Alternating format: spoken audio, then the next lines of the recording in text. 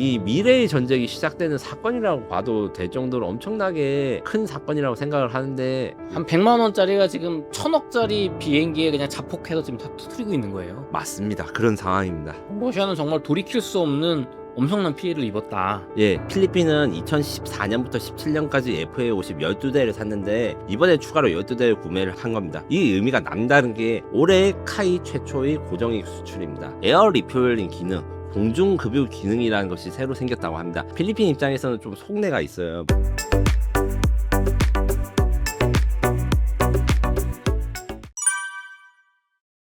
오늘 아침 9시경에 한국항공우주산업은 FA-50 12기를 필리핀에 수출했다고 보도자료를 배부했는데 원래 필리핀은 2014년부터 17년까지 FA-50 12대를 샀는데 이번에 추가로 12대를 구매를 한 겁니다. 금액으로는 약 7억 달러, 그러니까 거의 한 9,900, 막 1조 원 가까운 된 금액인데 이 의미가 남다른 게 올해 카이 최초의 고정익 수출입니다.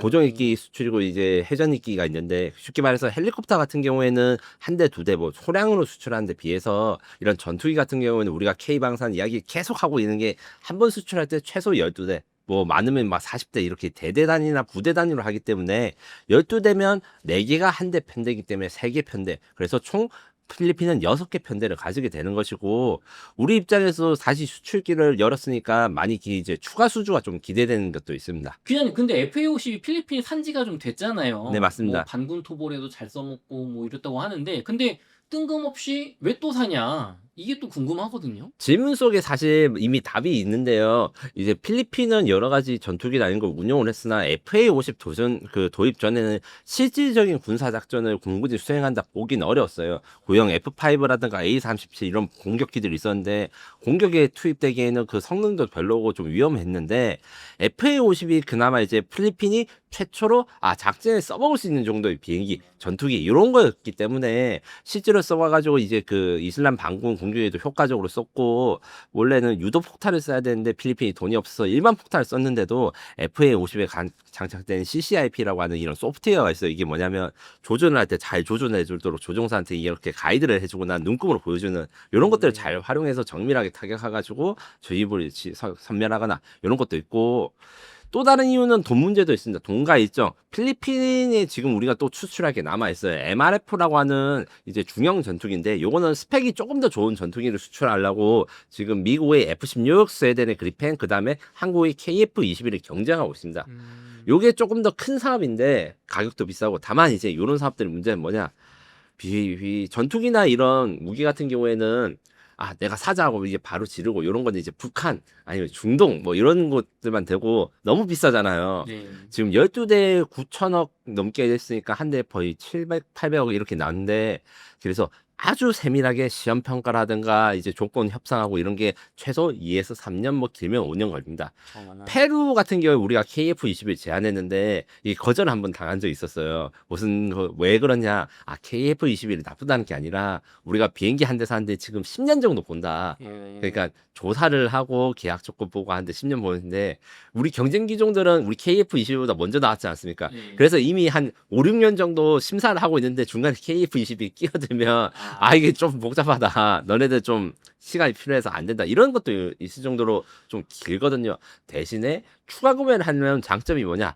이미 써봤어요. 성능이랑 다 확인했어요. 거기다가 이제 군수 운용에서 이점이 있습니다. 기본적으로 이제 소수 운용하는 것보다 다수 운용하는 게 단가당 수리비, 그러니까 운용 유지 비율이 낮아져서 이게 좀 많아지는 게 좋거든요. 그런 점에서 이제 필리핀 입장에서는 FA-50을 빠르게 추가 도입하면 이 전력 증강을 빠르게 이룰 수 있고 이 MRF 사업이 완성되기 전까지 좀 보충을 할 수 있는 것이죠. 그러면 아까 말씀해 주실 때 KF-21도 포함된 이제 좀 중형급 전투기 사업을 필리핀이 진행 중이라고 하셨는데, 그냥 일반인의 시각으로는 FA-50도 좋은 훈련기이자 경공격기이긴 하지만 KF-21이 좀 더 상급 기종이니까 그러면 더 좋은 거 기다렸다 이거를 좀 더 많이 사면 좋을 것 같은데 왜 이 조금 더 경량급인 FA50을 지금 사는 건지 또 궁금합니다. 요것도 사실 필리핀 내부에서 논의가 있었으나 전력화를 빠르게 하는 것이 중요하다. 요런 것이 아무래도 제일 크고요. 지금 필리핀의 안보 상황 입장에서는 중국과 좀 대결을 하는 과정에서 빠르게 전력을 만들어야 되는데 사실 MRF 사업에서 필리핀이 KF-21을 사겠습니다 하면 우리가 바로 배달해 줍니다. 왜냐면 우리가 지금 납기 민족 아니에요. 납기가 이제 정확한 경쟁력을 가지기 때문에.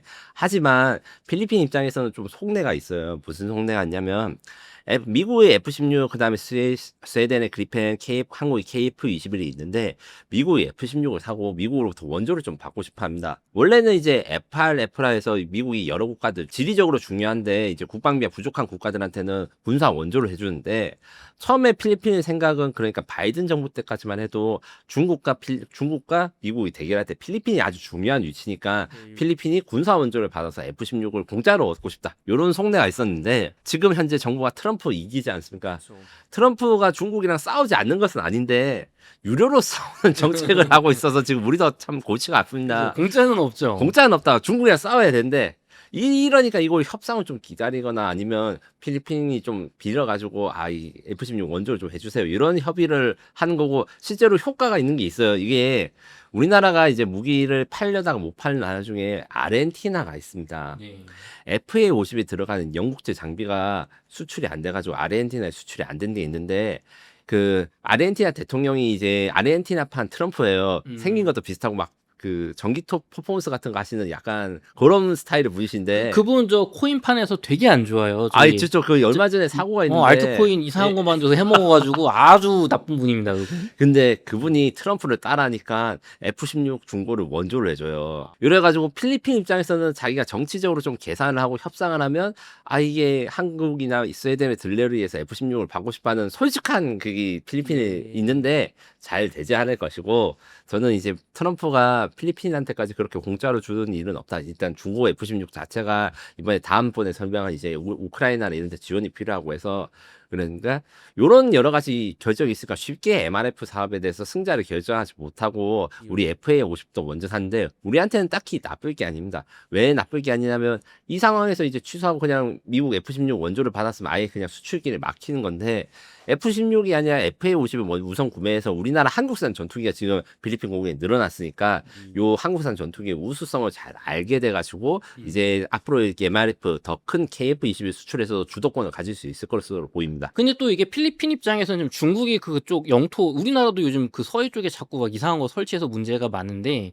남중국해 또 필리핀 이런 동남아 쪽에 계속 막 비행기 보내고 영토 이 바다 내 거라고 막 분쟁을 일으키잖아요. 근데 전에는 FA50 전에는 그거를 딱히 중국 공군을 격퇴할 어떤 무기가 없었던 거예요. 지금도 사실 FA50이 이제 순찰 정도 되고 진짜 공중전으로 갔을 때는 중국의 J-20 스텔스 전투기나 이런 거 대응하는 데 한계가 있는 것도 사실입니다. 그래서 그나마 이제 경고를 하고 쫓아낼 수 있고 유사시 정찰기 같은 걸 쫓아낼 수 있는 미사일들을 가지고 있기 때문에 그전엔 아예 그런 수단이 없었어요. 필리핀이 얼마나 열악하냐면 제가 이번에 이제 마덱스라고 하는 부산에서 해양 방산 전시회에 여러 가지 외국인 손님분이 오신 중에 필리핀에서 오신 그 전문 디펜스 저널리스트가 계셨어요. 그분 SNS 사진에 뭔가 다 써가는 배가 하나 있는 거예요. 그게 뭔지 봤는데 필리핀 해군이 능력이 없어가지고 폐선된 배를 바다에다가 정박을 시켜서 그걸 기지로 쓰는 거예요. 근데 그게 다 썩어 있어요. 거의 유령선이라고 봐도 되는 뭐 캐러비안 예정이 나올 만한. 근데 환경이 그렇게 열악한 상황에서 영토랑 영공을 지키다가 이번에 FA50 구매도 했고 그리고 호세 리잘급이라고 해서 우리나라에서 호위함도 샀어요. 그래서 한국이 이 좀 필리핀의 이 영토를 방어하는 데 큰 도움을 주고 있는 것이죠. 근데 또 FA50이 기존의 필리핀이 샀던 거에서 점점 업그레이드가 돼서 새로운 버전이 나왔다고 하는데 이게 어떤 내용인가요? 네, 이제 제작사인 한국항공우주산업이 밝힌 거는 기능이 여러 가지 있는데 그 중에서도 에어 리퓨얼링 기능, 공중급유 기능이라는 것이 새로 생겼다고 합니다. 이게 어떤 것이냐면 하늘을 날아다니는 비행기가 연료가 제한됐을 때 원래 연료 탱크를 많이 다는 걸로 해결해 봐야 되는데 그거 없이 공중급유기 혹은 동료 비행기들이 이제 하늘을 나는 상태에서 급유를 해준 거예요. 하늘을 나는 주유소라고 하는 공중급유기는 대한민국이 이제 A330 시그너스 뭐 미국이 KC46 뭐 이런 것들이 있는데 아직 필리핀은 그런 급유기가 없다가 지금 C330이라는 걸 개조해가지고 급유를 하고 하고 이렇게 되면 FA50이 단점이 항속거리가 짧습니다. 왜냐하면 작은 비행기이기 때문에 멀리 나가지 않아요. 그런데 이제 필리핀이 영해가 넓다 보니까 이런 공중고유 기능을 사용해가지고 장거리 작전, 원해 작전을 좀 벌일 수 있게 개량된 게 첫 번째고 두 번째는 A사 레이더가 달립니다. 제가 KF-22 공중전 이야기할 때 맨날 이야기하는 이 A사 레이더가 원래는 이제 FA50엔 달리지 않았어요. 이제 이스라엘에서 만든 ELM203이라는 기계식 레이더가 달렸는데 이번에 지금 우리가 한창 제작 중인 것이 폴란드 수출 버전 FA50PL과 말레이시아 수출 버전 FA50M에 이 RTX라는 미국 회사의 이제 팬텀 스트라이크라는 A사 레이더가 들어갑니다. 그거를 필리핀 군한테도 딱 제공한 거고 아마 미래에는 이제 이 팬텀 스트라이크 A사 대신에 국산 뭐 LIG 넥슨이나 하나 시스템이 만든 국산 레이더로 아마 대체가 될 것으로 생각하고 마지막으로는 무기가 더 좋았었습니다.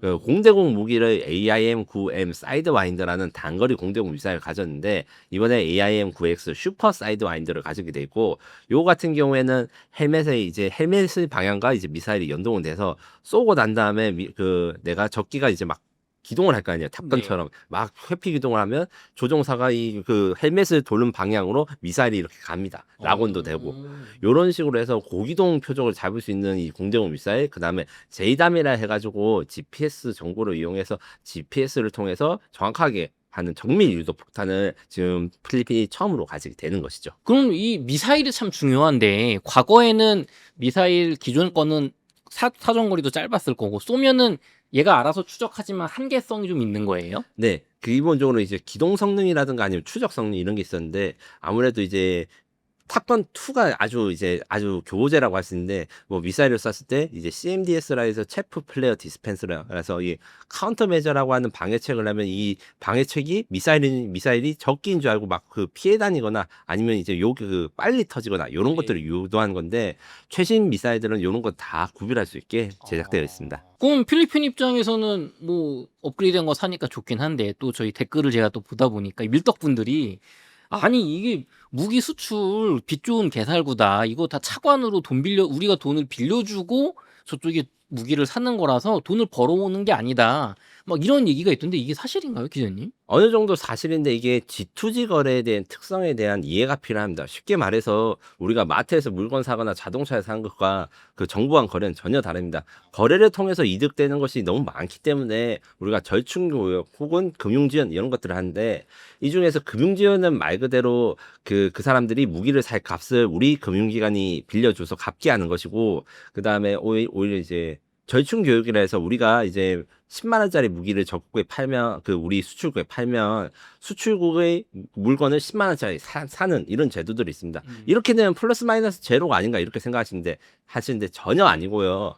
이것을 사용해 가지고 각 국가 간의 경제 관계 그다음에 이제 산업 발전 이런 효과들이 있습니다. 왜냐하면 이게 유통 과정이라든가 이게 협력 과정에서 나라들 간의 교류가 활성화되고 우리나라 기술을 개발하거나 아니면 우리 산업을 또 일으킬 수 있는 산업 파급 효과가 있기 때문에 항상 이제 돈 거래에서 플러스 마이너스 제로만 생각하는 게 아니라 그 돈의 흐름에서 추가적인 부가가치가 나오는지 이게 물론 기업 간의 거래에서는 이게 안 중요할 수 있는데 이게 국가 간의 거래에서는 굉장히 중요하고 요것 때문에 사실 대한민국이 장점을 가진 것도 있어요. 제가 이거는 이제 처음 말씀드린 건데 이런 절충기업 중에서 가장 유리한 기업 우리나라 방산 기업이 있습니다. HD 현대중공업이라고.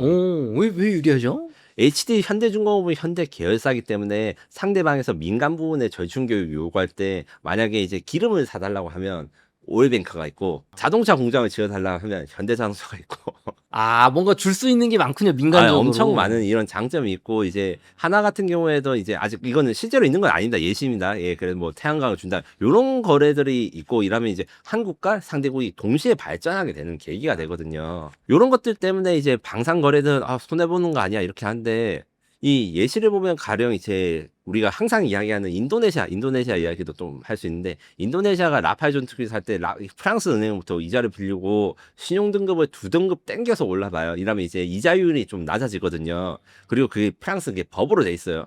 왜 그렇게 법으로 돼 있냐? 아, 그렇게 해서 팔아도 남는다. 아, 많이 남으니까 하겠죠. 이게 사실 식민지를 다뤘던 국가들은 다 알고 있어요. 식민지를 독립시키고 난 다음에 인프라 개발이라든가 아니면 사회 간접 자본 개발할 때 그 종주국의 자본이 들어가가지고 투자를 하고 이러면서 그게 다 남는 것을 체험을 했거든요.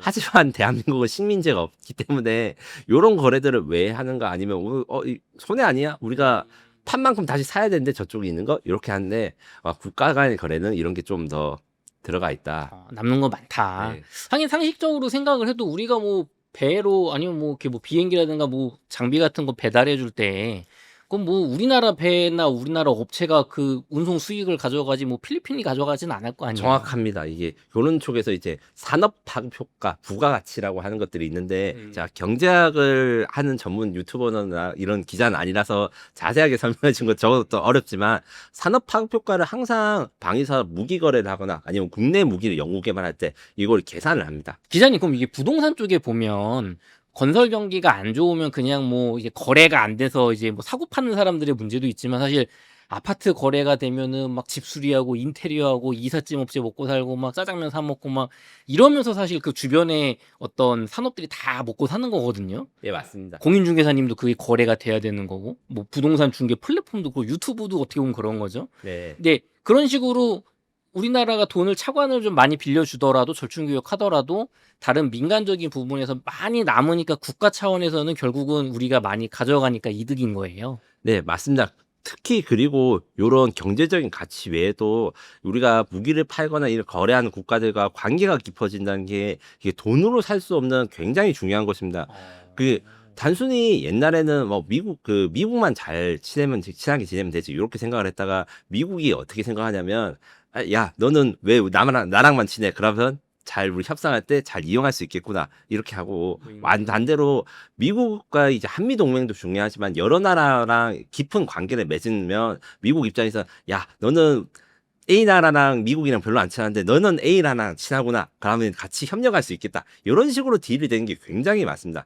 사실 방위 산업에서 항상 이제 미국산 무기랑 한국 무기가 싸우면 그래가지고 한국 무기가 이기면 미국이 싫어할 거 아니냐. 업체는 싫어하는 거 맞습니다. 다만 이제 이런 과정에서 이제 미국이 좀 관계가 개선이 필요하거나 아니면 좀 껄끄러운 나라들이 한국이 먼저 친하게 가면 미국 입장에서는 자기 동맹국이 친하니까 이걸로 이용하고 협력을 할 수 있거든요. 그래서 국제 정치랑 협력이 물론 맨날 피터지게 싸우고 지금도 전쟁 이야기를 하고 있고 하지만 반대로 이런 식의 협력의 중요성을 통해서 성장한 것도 있습니다. 그럼 또 이런 식으로 이제 수출이 되려면 이번에 이제 이재명 대통령께서 취임을 하셨거든요. 네.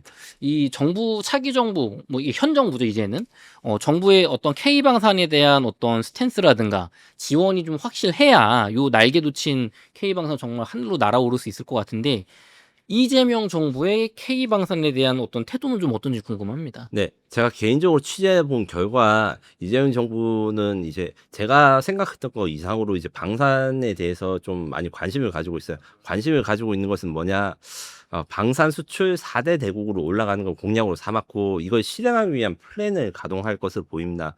이 기본적으로 사람들이 또 오해하시는 부분 제가 수정해 드리자면 사실 탄핵 정국 이후에 방산주나 조선주가 많이 올랐잖아요. 네. 이게 상식적으로는 그러기 어렵습니다. 왜 어렵냐? 이 방위산업이나 조선은 정부의 개입이 굉장히 많이 들어가는 산업이기 때문에 정부가 지원책을 해주고 세이즈 활동을 많이 해줘야지 매출이 올라가는 산업인데 사실 올해 상반기 주식에서 방산주라 제가 센터 방산주라든가 조선주를 보게 된다면 기본적으로 이런 게 없는 상황에서도 업체들이 진짜 끝까지 노력해가지고 가치라든가 수주 잔고를 높인 거. 그 다음에 방위사업은 한 번 계약하면 10에서 15년간 장기 계약이기 때문에 재무제표상으로 굉장히 좋은 사이즈 그동안 쌓아놓은 주문량이 있기 때문에 이렇게 올라간 건데 이게 언제까지나 계속될 수는 없고 정부가 적극적으로 해외 방산시장 세이즈 수출 지원 이런 것들을 해야 되는 거고 요게 대해서 4대 강국을 목표로 잡는데 이 4대 강국이 말이 4대 강국이지 지금 8이거든요. 네.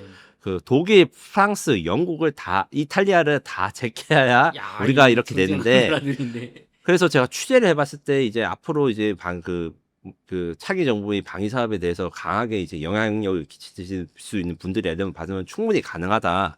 그들의 생산력이나 이런 것들을 우리가 이겨낼 수 있다. 이런 것들은 제가 평소에 하는 것과 비슷하게 기본적으로 전쟁을 준비한 나라의 방위 사업은 납기가 빠르고 신뢰할 수 있는 무기, 검증된 건 만들 수 있는데 우리 앞에 있는 나라들은 R&D 투자는 우리보다 많이 한 건 사실이고 기술이 좀 나은 건 맞아요. 하지만 전쟁터에서 지금 당장 쓸 거, 옆 나라에서 전쟁이 터지면 우리나라가 지금 당장 전력 증강해야 된다. 이런 지금 현재의 시대 흐름에는 대한민국이 맞고 성장할 수 있다. 이렇게 돼 있고 제가 취재한 결과 크게 세 가지 목표를 가지고 있습니다. 첫 번째는 이 그 미국 시장 진출에 대해서 아주 사활을 걸 것으로 예상되는데 지금 대한민국 방위 산업의 이게 주 수출은 이제 중동, 그다음에 동유럽, 뭐 폴란드나 뭐 사우디 이런 쪽이 많고 동남아 이렇게 있고 이제 그 남미 쪽에서도 성과가 좀 나오는데 미국 시장을 뚫는 것이 굉장히 중요합니다. 지금 어느 정도 유럽 같은 경우에는 자기들 무기 자기네들 쓰자 이런 분위기가 굉장히 있어가지고 진입이 점점 어려워지고 제가 영국, 이탈리아, 프랑스 이런 방산업체들을 이겨야 된다고 말씀드리는데 이 나라들은 무기 만들자 팔아서 장사한 지 한 몇백 년 돼요. 대한민국보다 다른 이 역사가 있기 때문에 그러면 어떻게 해야 되냐? 미국이 지금 현재 전력 증강을 할 때 미국 업체들이 모든 것을 다 만들거나 담당하지 못합니다. 그래서 미국 업체들과 팀을 짜가지고 미국에 진출해서 미국군이 원하는 무기를 공급하고 이렇게 된다면 이 방산 수출과 수출 전망이 엄청 뻥튀기가 될 수 있는 겁니다. 왜냐하면 미국군이 세계 최강의 군대인 동시에 수요도 굉장히 많거든요. 이것 때문에 제가 전망하기로 지금 아마 그 카이의 FA-50 그 전투기를 해군용 훈련기로 개조하는 FA-T-50N 뭐 요런 훈련기 사업 그다음에 하나 에어로스페이스의 K9 자주포를 미국군 요구에 맞춰서 차륜형으로 개조하는 차륜형 자주포 뭐 그다음에 이제 LIG 넥슨의 비공 유도 로켓 뭐 이런 것들이 이미 지금 미국 시장을 도전 중이고 미국 협력 파트너들도 있어요. 그리고 미국이 아마 협상을 잘하거나 이렇게 하면 미국의 방산 스타트업들이 요새 잘 나가는 게 있습니다. 팔란티어는 다들 아실 거고 팔란티어가 HD 현대중공업이 이미 협력을 해가지고 무인 수상함을 만들고 있거든요. 드론 보트를 하드웨어를 만들 능력이 없으니까 이 외에 팔란티어의 형제 회사라고 할 수 있는 안드레 같은 경우에도 안드레의 그 스타트업, 방산 스타트업이라서 여러 가지 무기라든가 감시 장비를 만들 때 한국과 협력하는 것 이런 것들을 모색하기 위한 MOU도 사실 맺었습니다. 그래서 이런 것들이 발달되고 나면 이제 미국 시장 진출 되면 이제 또 다른 퀀텀 점프를 할 수 있는 계기가 될 것이고 맨날 MRO 이야기, 조선 전문으로 하신 분들도 아마 MRO 이야기를 계속 하시는데 MRO를 좀 확대하고 발전시켜야 된다. 지금 현재 MRO가 잘 되고 있어요. 잘 되고 있는데 이 비전투, 뭐 보급함, 수송함 이런 것 중심이고 전투함으로 하려면 이게 제가 좀 알아본 결과 이제 트럼프 대통령과 차기 대통령이 딜을 해야 된다고 합니다. 왜냐하면 대통령령으로 해결돼야 되는 제도적 장벽이 있대요. 그런 게 된다면 지금 현재 중국 해군이 점점 커지고 있고 미국의 조선 사람이 형편없이 늦어지고 있어서 미국 그 전투함들 MRO가 너무 힘들거든요. 어떤 게 있냐면 미국의 본업 리처던 화재 사건이 있습니다. 무슨 말이냐면 지금 MRO가 뭐야 하는데 쉽게 말해가지고 해군 다니신 분은 딱 아는데 수리하고 유지하고 그 다음에 오버홀을 하는 겁니다. 오버홀은 부품을 다 분해해가지고 다시 조립해서 이제 새 것처럼 만드는 그런 고도의 수리 혹은 단순히 이제 그 땜빵 난 부분을 메꾸거나 아니면 엔진을 교체하거나 이런 것도 다 들어가는 수리의 모든 것을 다 MRO라고 하는데 이 함정 MRO가 굉장히 힘들어요.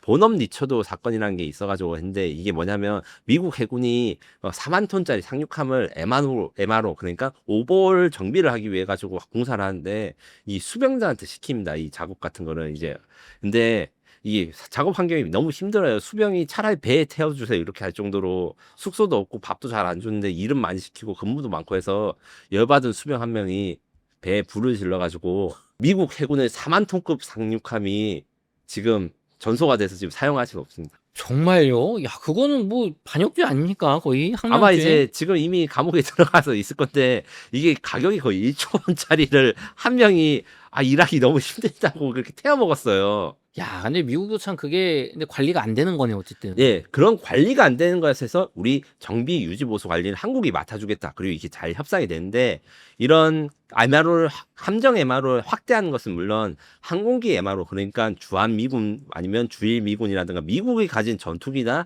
공격기 헬기 같은 것들을 한국에서도 MRO 하는 것도 해서 보도해야 됩니다. 마지막으로 이게 방산 클러스터라고 하는 사업들이 좀 발전돼야 되는데 이게 무슨 사업이냐면 산업단지 개발할 때 할 때 대한민국 방위사업들은 각 지역별로 강점이 있어요. 가령 구미 같은 경우에는 유도무기, 미사일 공장이 많고 창원은 다들 아시다시피 탱크나 자주포의 공장이 많아요. 사천에는 비행기를 만들고 여기에서 큰 업체 우리가 흔히 말하는 주식 이야기할 때 하나에어로스페이스, 뭐 현대 로템, 카이 뭐 이런 거 말고도 이 회사들의 협력사들도 같이 발전해야 되고 이 발전을 지원해 주는 게 이제 클러스터 산업단지 육성 사업인데 이게 사실 올해 끝나고 원래는 이거 끝나고 다시 안 할 사업이었는데 그렇게 하네 지금까지 한 게 너무 아깝기 때문에 다시 육성을 하고 이렇게 되면 어떤 장점이 있는가? 중소기업이 능력이 좋아지면 기본적으로 수출 경쟁력이 생깁니다. 왜 생기냐면 아직도 대한민국 무기들은 미국이나 아니면 이탈리아에서 수입하는 부품들이 좀 있어요. 그런 부품들이 지금은 단가가 싸더라도 걔들이 언제 가격 올릴지도 모르고 그 다음에 그 공급이 불안정해지면 납품을 못 합니다. 우리는 이제 다 만들어 놨는데 그것만 붙이면 되는데 그런 식으로 손해를 보는 걸 이제 해결할 수 있기 때문에 전체적인 우리 방산의 그 체질 개선이 된다고 하는 것이죠. 완전 국산화. 네, 예, 완전 국산화 혹은 수출 경쟁력 강화 이렇게 부르는데 요거 세 개를 해결해야 되는 게 이제 차기 정부에 대한 방산 과제이자 목표이기도 하고 이게 잘 진행된다면 저는 사실 아직도 긴가민가해요. 와, 우리가 영국, 프랑스, 독일, 이탈리아를 제낀다고? 이런 거 있는데 아마 계획대로 잘 진행된다면 목표가 꿈은 아니다. 그리고 당장은 아니더라도 앞으로 대한민국 방위사업의 체질을 혁신적으로 바꿀 수 있는 계기가 될 것이다. 이렇게 생각합니다. 지금 정부의 관계자분들이 의지가 강하다고 하시니까 제발 좀 요번 5년 동안 정말 잘해 주셔서 그 이제 방산산업 주식 투자하신 분들이 저는 제발 올해랑 내년에 많이 웃으셨으면 좋겠어요. 정말 막 맞습니다. 2배, 3배 가서. 그리고 천만 다행히도 방위산업은 여야가 없습니다. 국방에 여야가 없듯이 해서 맞습니다. 제가 확인을 여러 가지 해보고 했는데 이번 새 정부가 좀 바뀌긴 했지만 방위산업 흐름이라든가 이런 것들이 급격하게 바뀌거나 지금 제가 말한 게 없는 걸 다시 하는 게 아니고 이걸 했었어야 되는데 약간 이제 정치적인 이슈로 좀 미뤄지거나 아니면 좀 연기될 건들을 다시 진행하겠다. 이렇게 이해하시면 됩니다. 잘 돼서 많은 분들이 좀 웃으셨으면 좋겠습니다. 기자님, 우크라이나가 전 세계를 충격에 빠뜨린 대규모 드론 공격, 거미줄 작전의 파장이 계속되고 있습니다. 이게 국제적으로 정말 큰 혼란과 또 기대, 그리고 러시아가 정말 된통당했다, 속 시원하다 이런 분도 계시고, 야 이거 핵전쟁 가는 거 아니냐, 선을 넘은 거 아니냐 이런 분도 계시는데, 또 반대로 뭘 선을 넘냐, 지금 전쟁이 그런 게 어딨냐, 러시아가 먼저 공격했는데 여러 가지 의견이 분분하세요. 먼저 국제적으로 큰 파장을 일으킨 우크라이나의 거미줄 작전이 뭐였는지 좀 설명 좀 부탁드리겠습니다. 네, 시점은 6월 1일 그 X를 비롯한 여러 SNS, 텔레그램 방에서 영상들이 올라왔습니다. 이 우크라이나군이 군사작전에서 큰 전과를 내겠다는데 이게 영상이 일단 믿을 수가 없었어요. 처음에 봤을 때. 지금 현재 이게 영상이 뭐냐면 그 러시아 공군기지에서 드론들이 이렇게 자폭을 해서 터지고 있는 장면입니다. 야. 이 장면을 보고 이제 저는 처음에 생각난 게 그 옛날에 영화 중에 진주만이라는 영화가 있어요. 그 진주만에서 이제 일본군이 기습 공격을 해서 미국을 막 부수고 이런 데서 이제 하는 재난 영화 같은 전쟁 영화인데 지금 드론들이 그 이 값비싼 러시아의 전략 폭격기, 조기 경보기들을 이렇게 돌입해서 파괴하는 영상이라서 처음엔 저는 어떻게 생각했냐. 이거 합성이구나. 얘들이 또 힘드니까 가짜뉴스 하고 야 요즘 CG가 다 많이 발달했네. 여기 지금 터지고 있는 게 저 전으로 사는 게 이제 드론이고 위에 새처럼 날아간 게 새가 아니라 정찰 드론입니다. 그래서 여기 점으로 해가지고 들어가서 하는 게 이게 공격용 FPV 요드로 여기 이렇게 터졌죠.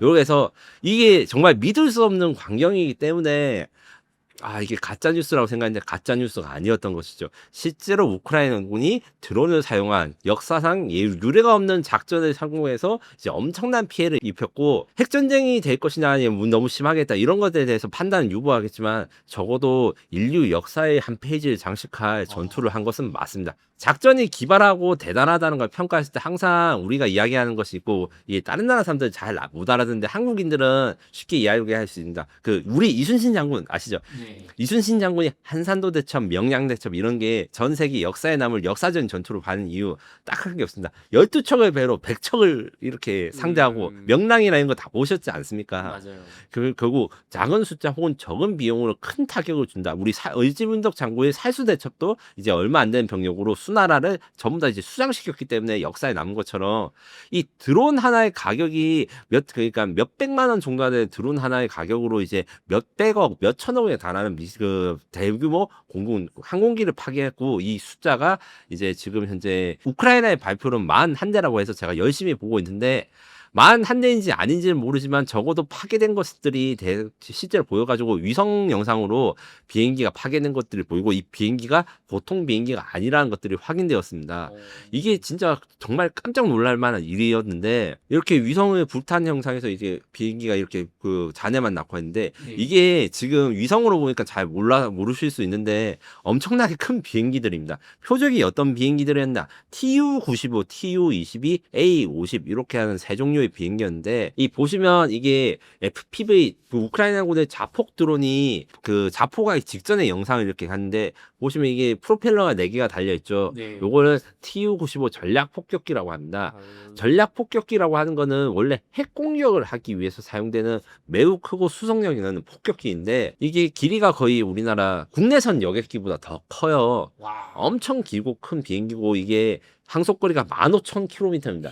그러니까 러시아에서 전 세계 어디든 비행할 수 있는 거고, 실제로 사실은 우리나라 동해안에도 가끔 침입해서 대한민국 공군이 이걸 요격하러 출격할 수도 할 때도 있습니다. 그런 종류의 비행기고, 이제 우크라이나 전쟁에서는 여기가 프로펠러니까 좀 느리고 둔하니까 직접 막 침투를 하지 못하고 장거리 미사일 사용해서 우크라이나 수도를 공격하는 그런 용도로 쓰이는데, 멀리서 이렇게 비사일 딱 쏘고 가는 거예요. 예, 핵을 이게- 쏠 수는 없으니까. 예. 그리고 핵을 쏠 때도 멀리서 딱 쏘고 가고 이렇게 하는데, 지금은 이제 핵을 쓰진 않고 이제 그 우크라이나 대도시에 대한 폭격 임무 이런 것들을 하는데, 한 대에 그 1,000억 원을 해도 모자라고. 이게 그리고 또 어떤 문제가 있냐면, 러시아가 구소련제 비행기를 가지고 있고, 이거 구소련 때 만든 거고 생산이 어렵습니다. 생산 설비라든가 이런 것들이 좀 많이 없어졌기 때문에 이제 새로 개발해서 설계를 해서 만들어야 되는데, 또 새로 설계를 하려니까 R&D 비용이 적어가지고 좀 고민이 되는 거예요. 그런데 이번에 우크라이나 주의 주장으로 40여 대의 이런 전략 폭격기, 그 다음에 조기 경보기, 인도 파키스탄 영상을 저희가 만들었을 때, 제가 이제 인도가 이제 파키스탄에 대한 보복으로 해가지고 스웨덴제 조기 정보기 한 대를 부쉈고 그 한 대 1,500억이 넘는다 했잖아요. 네. 근데 요 러시아는 그게 더 비싸고, 아마 이제 우크라이나 언론에 의하면 러시아의 지금 모든 조기 경보기가 다 파괴되었다. 이렇게 되면 이제 대공작전에서 큰 구멍이 생기는 것이죠. 그래서 피해 규모만으로도 이게 엄청납니다.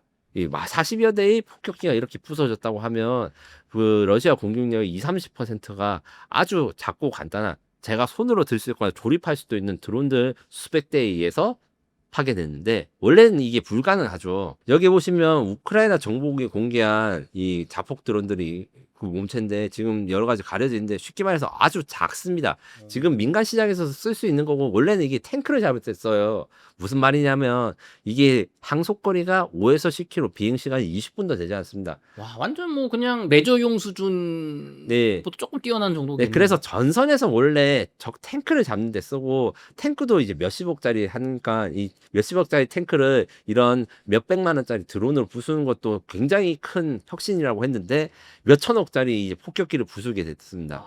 문제는 뭐냐? 이 폭격기나 이런 것들은 중요한 자산일 거 아닙니까, 러시아 네. 입장에서. 그래서 공군기지가 굉장히 멀리 떨어져 있고, 이 드론이 갈 수가 없어요. 갈 수가 없는데 어떻게 진행을 했는가? 갈 수가 없어요. 이 공군기지 이번에 타격받은 데에서 지도를 이렇게 표시했을 때, 울레나 무르만스크, 이게 북극 근처, 그 다음에 벨리아, 이르쿠츠크, 몽골 위, 요게 부분. 몽골 위요? 예. 거의 한국이랑 가깝습니다, 거의.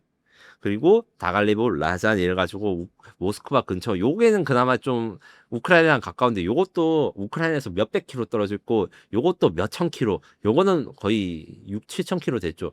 그래서 말도 안 되는, 이 우크라이나가 절대 공격할 수 없는 지역에 10에서 15분 정도밖에 비행할 수 없는 드론을 사용해가지고 여기 공군기지에 있는 이걸 부쉈으니까 이게 엄청나게 충격적이고, 사실 저도 지금도 어느 정도 뻥이라고 믿고 싶은데 러시아가 너무 반응이 진지해요. 그리고 위성 영상으로 이게 부서진 게 공개가 돼버렸습니다. 그래서 이게 충격적이고, 어떻게 했는가 제가 분석하고 이제 우크라이나에서 발표한 바로는 이 방법을 사용했답니다. 저기 보시면 트럭이 있는데 이 트럭에다가 드론을 숨겨가지고 각지로 운반을 했다. 이렇게 밝혔습니다. 어떤 식으로 운반을 했는지 우크라이나의 이 모든 작전을 계획한 우크라이나 SBU 이 대장님이신데 딱 보시면 야 크로캅 같이 이종격투기 잘할 것 같이 생긴데 이분이 듬직하시는데 이 지능캐입니다. 지능캐 네. 외모에 가는 지능캐 이 정보기관이신데 네.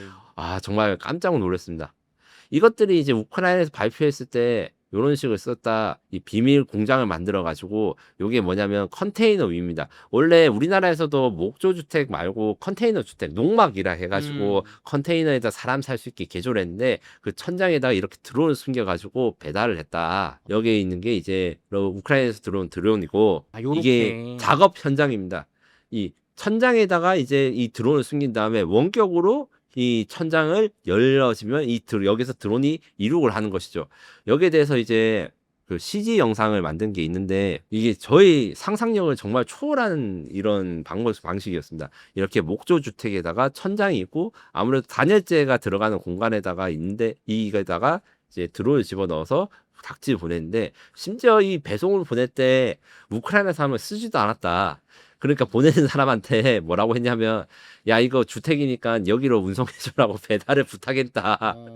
그래서 이 배달해준 아저씨는 뭣도 모르고 이런 작전에 동원이 된 거죠. 그럼 러시아 트럭 기사님이 그냥 뭐 물건 배송 빨리 받아서 배송하는 건 줄 알고 그냥 가신 거예요. 아 그냥 겉보기에는 뭐 컨테이너 같이 그냥 일반적 그러니까 눈에 안 보이는 거잖아요. 드론 네, 숨겨진 게. 네. 그래서 요것들이 앞서 말한 그 지도에 있는 지도까지 다 배달이 된 다음에 이게 뚜껑을 열고 난 다음에 원격으로 작동되고 원격으로 가까운 데서 비행하니까 10분만 비행할 수 있는 이 FPV 드론도 공군 기지를 타격할 수 있게 되는 거죠. 아 그럼 이게 지금 원격으로 우크라이나가 자동으로 열어서 이제 날리는 거예요. 라고 우크라이나군이 주장하고 있고 그리고 작전에 사용된 모든 사람들은 무사히 대피했다고 이렇게 이야기를 하고 있습니다. 그리고 이것을 위해서 인공지능을 사용한 드론을 사용해서 이 드론들이 생긴 건 뭐 그냥 평범하게 생겼는데 자동으로 이 표적을 인식할 수 있게 되는 이런 기능이 탑재돼서 이 영상에서 보시는 것 같이 이제 비행기다 적기다 하면서 이제 충돌을 했다.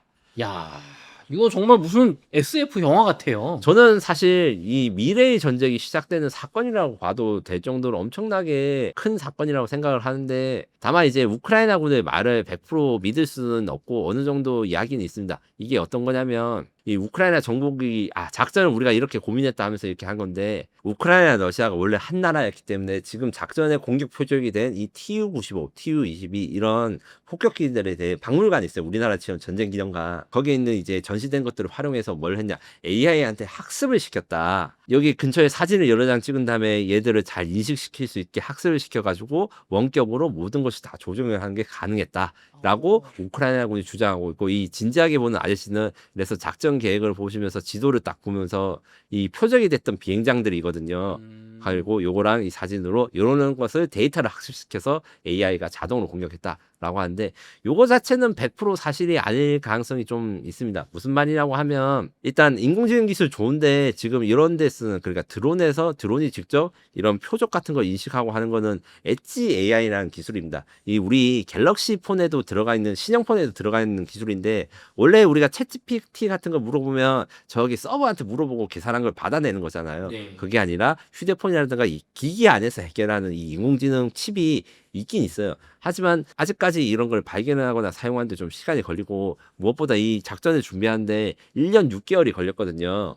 쉽게 말하면 1년 6개월 전에는 드론의 AI 기술이 있는지 몰랐기 때문에 사실 우크라이나 입장에서는 1년 6개월부터 작전을 했으면 이거 약간 수동을 하는 방식을 사용했는데 이거 좀 사용자들의 안전을 보장하기 위해서 인공지능을 사용해서 다 처리했다. 이렇게 말하고 있다는 게 저의 생각입니다. 다만 그걸 감안하더라도 이게 영향이 엄청난데 지금 제가 보여드린 사진 같은 경우에는 트럭이 이렇게 줄 서 있죠. 왜 서 있냐? 평범한 트럭들이 공군기지를 공격했으니까 이제 모든 트럭들을 다 검사를 할 수밖에 없어요. 러시아는. 물류가 마비됩니다. 이 진검사하는 게 쉬운 것도 아니고 이러니까 아주 기계 늘어선 게 이게 지금 지금 이게 배송이나 다 늘어선 검사 거예요. 받으려고 기다리는 거예요? 예, 이게 검사 받는데 시간이 걸리기 때문에 이게 한계가 생깁니다. 그리고 이게 숨기는 게 어디까지 될 수 있는지 예측을 못 하기 때문에 지금 이런 상황이 생기는 것이고, 그래서 멀리서 지금 이제 러시아 사람이 일반 시민이 지금 이제 군기지 근처에서 이렇게 드론이 날아가다 가지고 이제 저 군기지로 들어가는 거 지금 드론이 요렇게 위에서 보이는.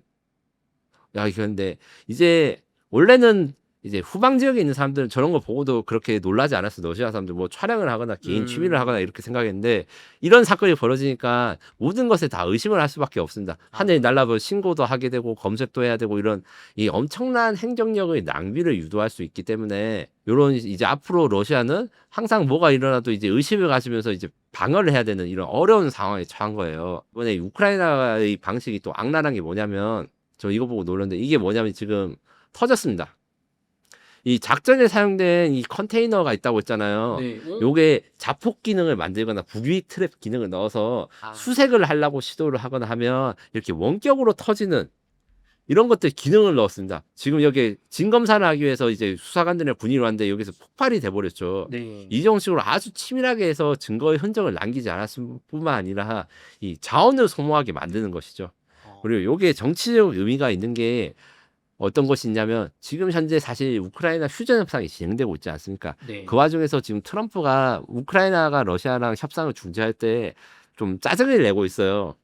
아, 우크라이나, 러시아 둘 다 말을 안 듣는다. 서로 이제 협상을 안 하려고 한다. 이 과정에서 지금 유럽은 다시 그러면 종전협정을 안 한다고 하면 다시 무기를 지원해 줘야 된다 하면서 우크라이나에 타우러스라고 하는 독일산 순항미사일 지원에 대해서 논의를 하고 있었어요. 이 타우러스는 지금 F-15K 우리나라에도 쓰이는 건데 영화 강철비 1에서 보시면 북한의 그 쿠데타 지도부를 제거하는 데 쓰이는 걸로 이제 묘사된 미사일로 정밀 타격할 수 있는 장거리 미사일입니다.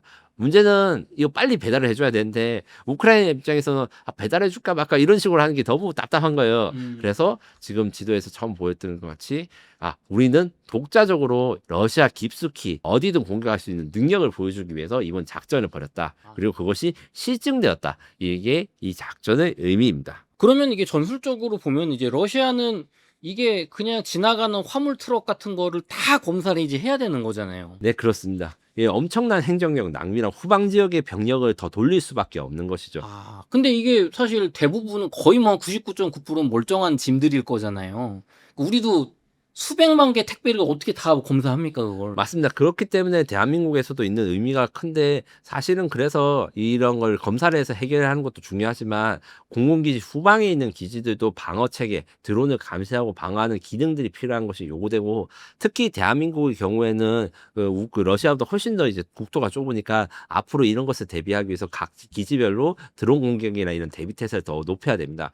이번 사건에서 또 중요한 것들이 우크라이나의 주장에 따르면 이 드론을 심지어는 러시아에서 주문했다 이런 썰도 있는데 요거는 사실 믿기 어렵긴 한데 기술적으로는 가능해요. 그러니까 러시아에서 모든 것들을 다 조달해서 이런 작전을 할 수도 이론적으로는 된다. 딱 하나 그 폭약, 그러니까 아까 전에 터트리기 위한 폭약 같은 경우에 RPG-7이라든가 아니면 C4 탄약, 수류탄들을 사용해야 되는데 그거는 수입이 원래는 이제 어려운데 지금 러시아가 전쟁 중이다 보니까 이제 아무래도 밀수 암 시장들이 있으니까 어떻게 보면 우크라이나 군이 잘만 활용하면 우크라이나에서 아무런 장비를 들여오지 않고도 이번 작전이 만들어질 수도 있었다. 이렇게 주장하는 전문가들도 있습니다. 그러면은 기자님 이게 이제 좀 두 가지 좀 궁금증이 있는데 결국에는 러시아 민간 트럭 기사분들이 이 작전에 어떻게 보면 이용당한 거잖아요. 맞습니다.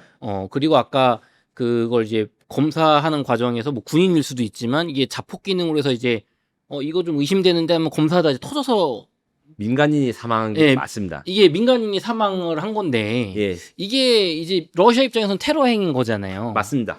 그럼 요게 좀 전쟁에 이제 지지하시는 분들, 우크라이나를 지지하시는 분들은 아니 러시아도 뭐 민간인 학살하고 뭐 먼저 쳐들어왔는데 뭐 그런 게 어딨냐 하시는데 이게 이 또 국제 정치는 또 그렇게 돌아가지는 않잖아요. 네, 그렇습니다. 사실은 민간인 학살은 이제 국제 그 전쟁법 그 국제법에서 금지하고 있는 것이고 우리가 민간인 학살을 당했다 해서 상대방의 민간인 학살을 할 수도 있다. 이런 권리를 부여준 건 아무것도 없습니다. 다만 이제 우크라이나 같은 경우에는 그런 거 신경 쓸 단계가 지나고 이제 휴전 압박을 받았기 때문에 이런 다소 무리한 작전, 그러니까 민간인 피해가 예상되는 작전을 한 것으로 보이는데 실제로 저는 한국에 오신 우크라이나 기자분이랑 인터뷰를 했는데 이분은 어떤 직업이냐면 원래는 일반 기자셨다가 전쟁이 터지고 나서는 남편은 우크라이나 군에서 지금 드론 조종사로 근무 중이고 자신은 전 세계를 돌아다니면서 러시아군이 전쟁 범죄하는 증거를 찾는 거였어요. 네. 한국에 온 이유가 북한의 미사일이 이제 러시아에 수출돼가지고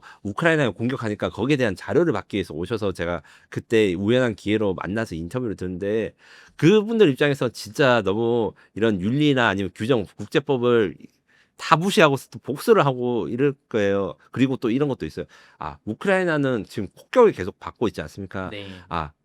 러시아 사람들 중에서 이제 징집도 모스크바나 대도시는 잘 안 하고 한적한 데서 하니까 이게 전쟁이 계속되는 거다. 누구나 이 전쟁의 공포를 알고 이런 무서운 걸 알아야지 이제 조금이라도 푸틴이 전쟁을 그만둘 수 있는 동력이 된다. 이런 말씀을 하시더라고요. 물론 이게 윤리적으로 맞다는 것은 아니나 내가 이 상황이었다면 아니면 대한민국에 이런 전쟁이 터졌다면 이런 생각을 할 법하다는 게 어쩔 수 없이 드는 건 맞습니다. 이게 또 전쟁이 오래되고 피해가 커지니까 이제 그런 뭐랄까요? 국제법이나 규칙 같은 건 사실 지켜지기가 점점 어려워지는 거네요. 네, 현실적으로. 맞습니다. 그리고 전쟁 초반부터 사실 그 우크라이나랑 그 러시아가 프로파간다를 좀 많이 했고 그 우크라이나군이 뭔가 가혹행위를 한다 이런 영상들을 많이 퍼지고 이 반박하고 이런 것들 과정에서 이제 서로 간의 국가 간 그 시민들의 감정이 매우 안 좋아진 것도 사실입니다.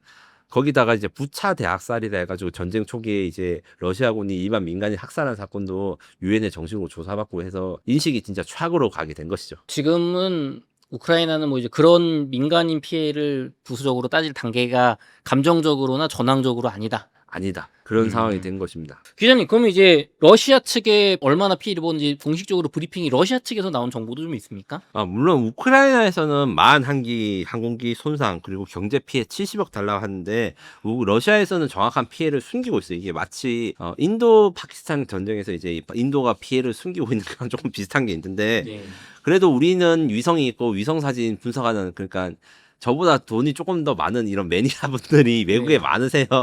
이게 그리고 개인이 하는 거예요? 개인이 하신 분이 있습니다. 와, 이 미덕의 끝은 위성 사진이군요. 사실 저도 이제 한 두어 번 300달러 사가지고 네. 북한 이런 데 좀 찍어서 보고 하긴 했는데 대부분 다 싱크탱크 이런 민간 연구단체에서 하시는데 네. 여기서 보시면 최소 13기 이상이 민간 연구단체에 의해서 이제 그 항공기가 파괴된 것으로 확인이 됐고 5개의 기지를 타격했는데 지금 13대가 2개의 공군기지만 확인된 거거든요. 앞으로 다른 전문가분들이 다 보시면 이 5개 공군기지에서 총 몇 대가 파괴됐는지 나올 건데 일단 당장 제가 처음에 보여드린 영상만 해도 이제 공군기지가 거의 다 부서지고 하는 영상이 보이지 않습니까? 전문으로 된 이 흰색 줄로 된 게 다 비행기, 고가치 미사일 이런 것들인데 지금 계속 터지고 있지 않습니까? 하나, 네. 둘, 셋, 넷. 여기서만 지금 6개 이상의 화염이 솟구치고 있으니까 이 피해가 정말 어마어마한 규모다. 한 개에 800억에서 1000억이 된다. 한 100만 원짜리가 지금 1000억짜리 비행기에 그냥 자폭해서 지금 다 터뜨리고 있는 거예요. 맞습니다. 그런 상황입니다. 무시무시한 일이 벌어지고 있는 것이죠.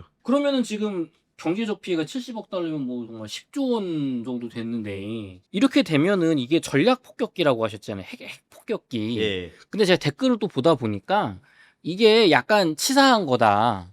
왜냐하면은 정확히 말하면 러시아가 좀 참기가 어려운 게 미국하고 러시아가 이제 핵을 좀 줄이자라는 핵 협정 때문에 조약을 맺으면서 서로의 전략 폭격기들은 어떤 이렇게 방어 시설 같은 걸로 숨기지 말고 그냥 노출된 채로 세워두자라고 해서 러시아는 그 조약을 지킨 건데 이제 그 틈을 누리고 터트렸으니까 이건 이제 러시아가 참을 수 없을 거다. 또 미국에 대한 불신이 갈 거다. 요런 댓글이 날카로운 게 있었거든요. 아, 요게 일부는 사실이고 일부는 이제 약간 오해한 부분이 있습니다. 미국과 러시아가 전략 핵 감축 협정에서 핵무기를 사용할 수 있는 폭격기 수량을 조절하거나 이제 통제하고 있는 건 사실입니다. 그런데 미국이 이것을 이런 우크라이나가 이런 공격을 했기 때문에 러시아의 핵무기 자산들이 줄어든 것도 사실인데 문제는 이제 노출되기로 약속하고 이런 것은 아니고 우크라이나 러시아 공군이 워낙 열악하다 보니까 대한민국 공군은 북한이 하도 미사일을 쏴대고 이러니까 공군 이제 근무하신 분들은 아마 알 거예요. 시시때때로 방독면 쓰고 화생방 훈련을 합니다. 왜냐하면 북한이 미사일 공격으로 화학탄을 그 우리나라 공군기지에 떨어질 것을 생각하고 있기 때문에 그래서 쉘터라고 하는 여러 가지 이제 콘크리트로 된 방어 구조물이나 이런 것들을 하는데 러시아는 전력도 너무 많고 이제 돈은 없고 이제 비행기가 이게 보통 큰 게 아닙니다. 이게 하나에 뭐 50m, 60m짜리 엄청 보잉 큰 747 이런 거보다 크다는 거잖아요. 그거보단 작은데 그 정도 국내선 급이다. 여객기보단 크다. 이렇게 이해하시면 됩니다. 네. 국내선 여객기부터 큰 이용들 다 콘크리트로 할 수 없으니까 그 노출되었고 거기다가 너무 후방이잖아요. 작전 전쟁이 이루어지고 있는 우크라이나에서 2,000km, 3,000km 떨어졌으니까 전혀 공격을 받을 거라 생각을 못했던 것이 있죠. 그래서 여기서 노출되어 있는 게 약속인데 이걸 어겨서 치사한 것이다. 요건 사실과 그거는 다르지만 아니다.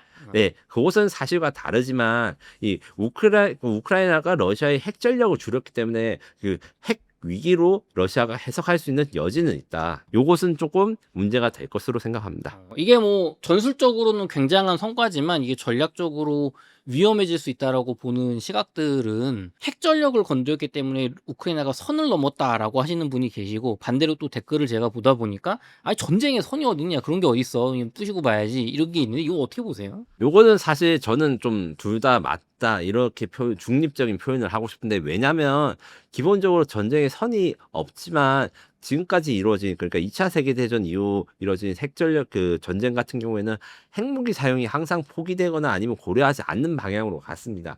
가령 이제 사람들이 잘 모르는 1982년 그 포클랜드 전쟁 같은 경우에도 이제 영국이 핵 어뢰를 사용해가지고 아르헨티나 잠수함을 잡으려 했다가 이게 안 된다. 아르헨티나는 핵을 가지지 않는 국가이기 때문에 우리가 핵을 먼저 쓰면 안 된다. 이래서 포기된 바가 있고 이런 것들 지금까지 우크라이나 러시아 전쟁에서도 일단 러시아가 핵 협박은 했어요.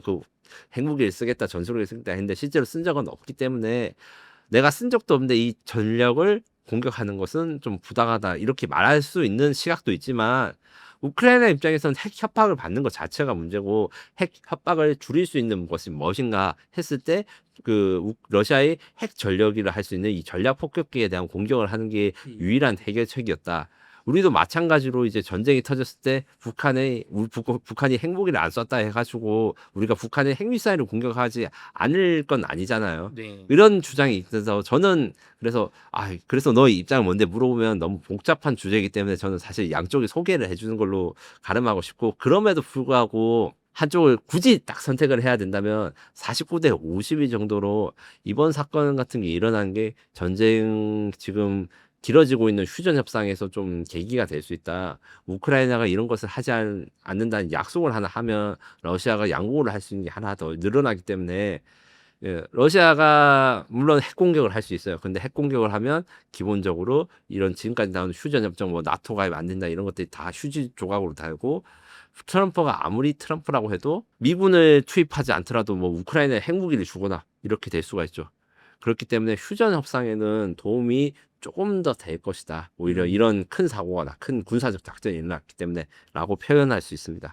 그럼 이제 러시아 측에서는 손해가 너무 막심하니까 이걸 뭔가 이제 보복을 해야 휴전을 하더라도 이제 체면을 세워야 되잖아요. 그리고 너무 이제 정치적으로 국내 정치적으로도 위기에 몰릴 것 같거든요, 푸틴이. 네, 맞습니다. 그래서 러시아 밀리터리 매니아나 러시아의 텔레그램 뉴스들을 제가 찾아보는데 이것을 러시아판 진주만 공격이라고 분류하고 아주 분해하고 있습니다.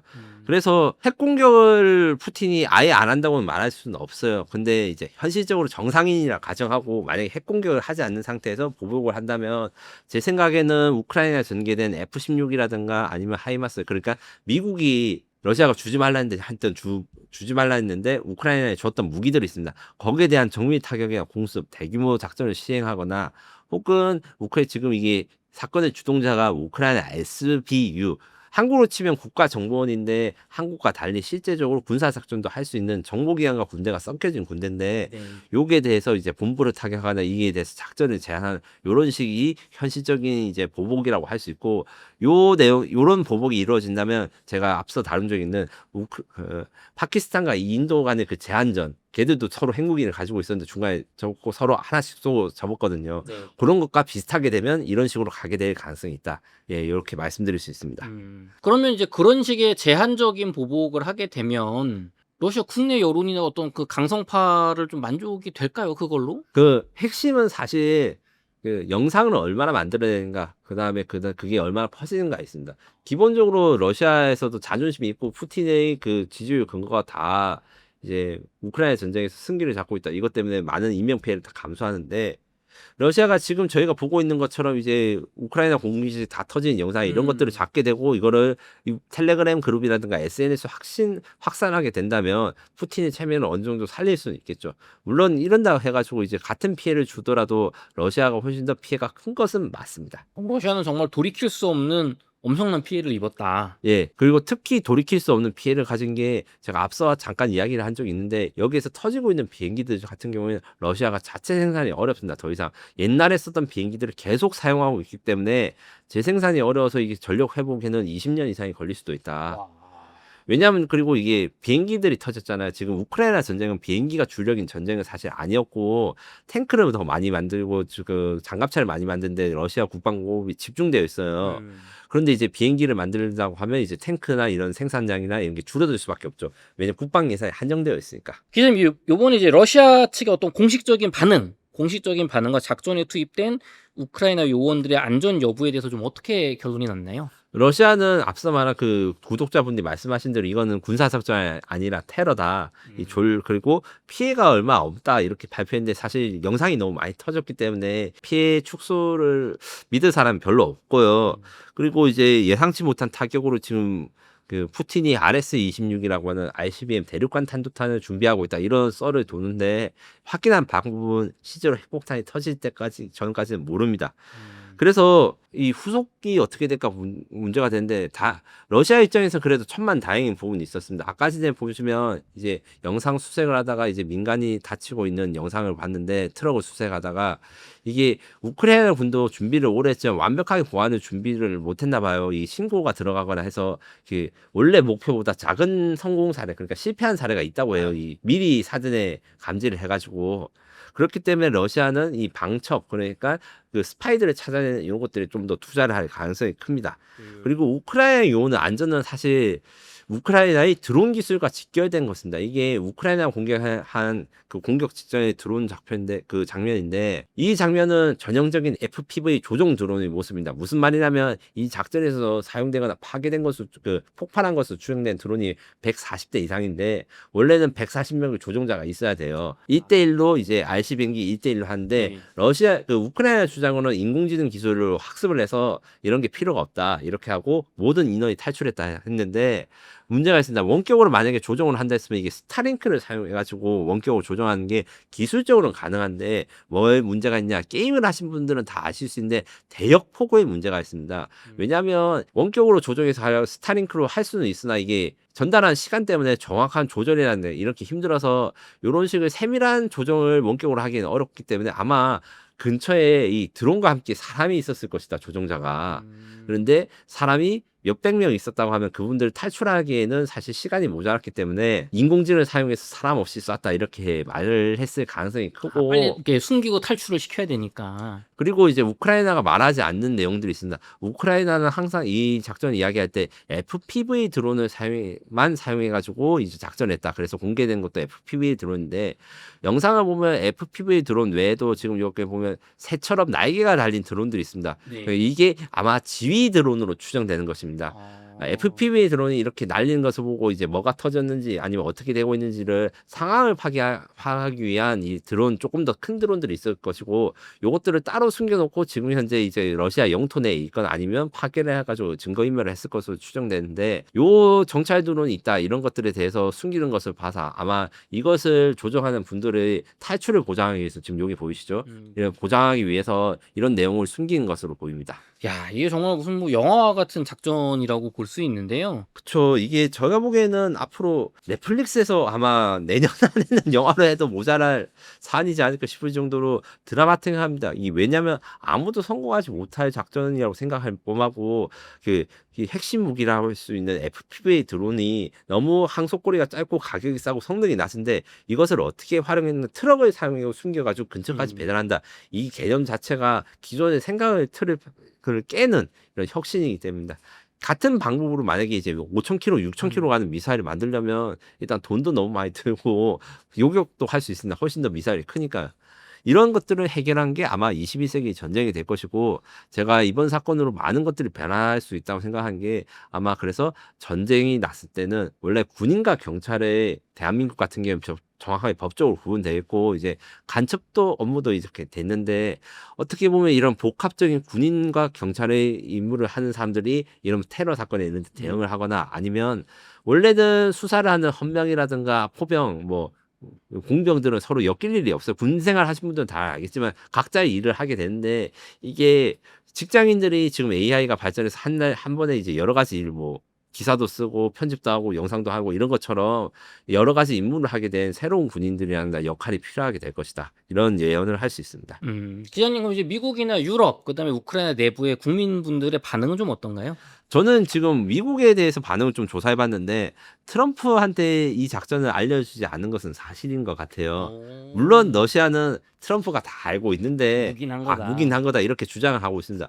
다만 이제 제가 트럼프라면 이 작전을 허락하지 않았을 가능성이 매우 크다고 보고 왜냐하면 그 이유는 이제 앞서 말한 대로 푸틴이 이 사건에 분노를 해서 핵무기 사용이나 이런 걸 했을 가능성도 있거든요. 명분을 주는 예, 말씀이신 거죠? 핵 자산을 부쉈기 때문에 아. 그래서 아마 허락을 안 했을 몰래 했을 가능성이 큰데 그렇다 해서 트럼프 입장에서는 이게 또 우크라이나한테 제재를 가할 수도 없는 상황입니다. 왜 없는 상황이냐? 미국의 지원 없이도 이걸 했기 때문에 미국 없이도 할 수 있다는 걸 증명을 해버렸고 그리고 또한 미국이 관여하지 않았기 때문에 미국은 또 안전할 수가 있는 거거든요.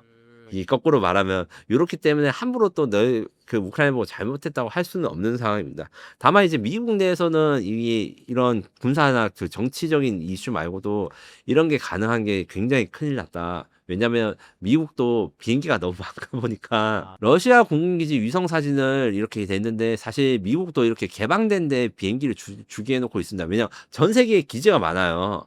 그나마 이제 한국에 있는 주한미군 공군기지는 북한이 미사일 공격이 워낙 많아서 대한민국 공군처럼 제가 말한 쉘터 이제 그 콘크리트로 막아놓고 이런 것들 잘 만들어 놨는데 태평양 한가운데 있는 뭐 이런 공미지나 이런 데들은 우리를 뭐 공격하겠어 해서 그냥 요렇게 똑같이 그냥 맨 땅에다가 전시를 하고 있습니다. 그것들에 대해서 방어 능력, 그다음에 특히 드론 방어를 구축을 해야 된다. 이런 이야기가 많이 나오고 있고 트럼프가 골든돔이라는 계획을 방어해서 뭐 새로운 미사일 방어막을 만든다는데 그 전에 이 드론부터 만든 방어막을 만들어야 된다. 이런 여론들이 있습니다. 그럼 유럽은 또 우크라이나 지원에 그래도 미국보다는 동정적이니까 유럽은 좀 고무적일 것 같거든요. 유럽은 지금 영국 총리가 대놓고 러시아랑 대립각을 한 걸로 유명한 알씨들인데 그 영국 총리가 대놓고 우크라이나를 칭찬했고 지금 독일 같은 경우나 프랑스 같은 경우는 다소 관망을 하고 있어요. 왜냐하면 유럽 입장에서는 이런 우크라이나한테 무기를 공급해주고 이렇게 해야지 자신들 영향력이 유지되는데 독자적으로 작전을 실행했기 때문에 이런 영향력이 줄어들 문제가 있고 여기다가 이제 지금 또 한 번 더 이런 사건을 일으키고 하면 이제 푸틴이 어떻게 될지 모른다. 핵무기 사용이 되면 이게 우크라이나만의 문제가 아니라 유럽 전체의 문제가 될 것이기 때문에 좀 예의주시하면서 있습니다. 유럽은 우크라이나가 잘 싸워서 좋긴 한데 우리가 준 무기로 싸워야지 본인들한테 이렇게 설설 기는데 맞습니다. 야, 이게 또 같은 편이 100% 같은 편이 아니군요, 전쟁이라는 게. 전쟁이라는 게 물론 모든 사람들이 악인만 있는 것도 아니고 선인만 있는 것도 아니듯이 이런 이면적인 것이 있고 특히 국가 이익이 정말 중요하기 때문에 국익 관점에서 보면 이런 상황이 생길 수도 있습니다. 그럼 또 이제 유럽 입장에서는 우크라이나가 본인들 힘으로 하니까 이제 또 할 수도 있는 거잖아요. 네, 물론 저는 또 하지 않을 것이라고 생각을 하고 이제 우크라이나가 말한 것보다 좀 더 많은 자원을 투입했을 거라서 이게 2차 공격이 3차 공격하기 쉽지는 않을 것으로 생각을 합니다. 너무 기반한 방식으로 했기 때문에 이게 한 번 더 먹히긴 어렵고 다만 이제 이런 능력을 보여준 것 자체가 우크라이나의 실력을 증명했기 때문에 러시아뿐만 아니라 유럽이나 이제 미국 같은 동맹국도 우크라이나 보고 너네 우리 없어 전쟁 못해. 이 무기도 없고 허접해 이렇게 말할 수가 없게 된 상황이죠. 그럼 우크라이나 국민분들 여론은 어떤가요?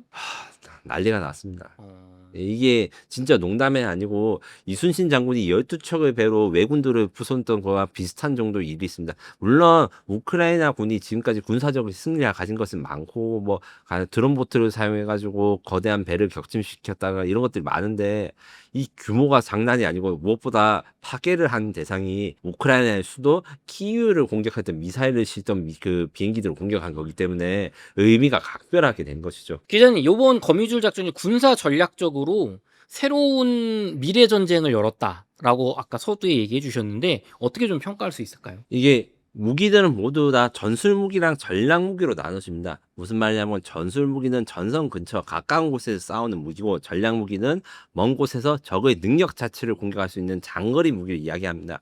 지금 이번 사건에서 파괴된 전략 폭격기는 그래서 10,000km, 15,000km를 비행할 수 있기 때문에 전략 임무를 가지고 있다. 핵무기를 가진 것도 있지만 그런 의미가 있는데 여기서 전략 폭격기를 파괴한 드론은 대표적인 전술 무기입니다. 전술 무기 중에서 가장 싸고 가장 저렴한 건데 이걸 전술과 전략의 무기의 경계가 허물어졌기 때문에 기존의 틀을 깬 사고를 한 신개념 무기 체계들을 많이 만들 것이고 비대칭 전력의 효율성을 입증했다 이렇게 말씀할 수 있는데 이걸 좀 풀어서 쓰면 비대칭이라는 건 대칭의 반대말입니다. 탱크는 탱크로 싸우고 전투기는 전투기로 싸우고 폭격기는 폭격기로 싸우는 게 현대적인 대칭 전력의 개념이고 이게 일반적인 거예요. 그리고 당연한 건데 상대방은 엄청 비싸고 좋은 걸 무기를 쓰는데 우리가 아주 저렴하고 싸거나 아니면 단순한 전혀 다른 종류의 무기로 공격했을 때 이거는 비대칭 전력이라고 합니다.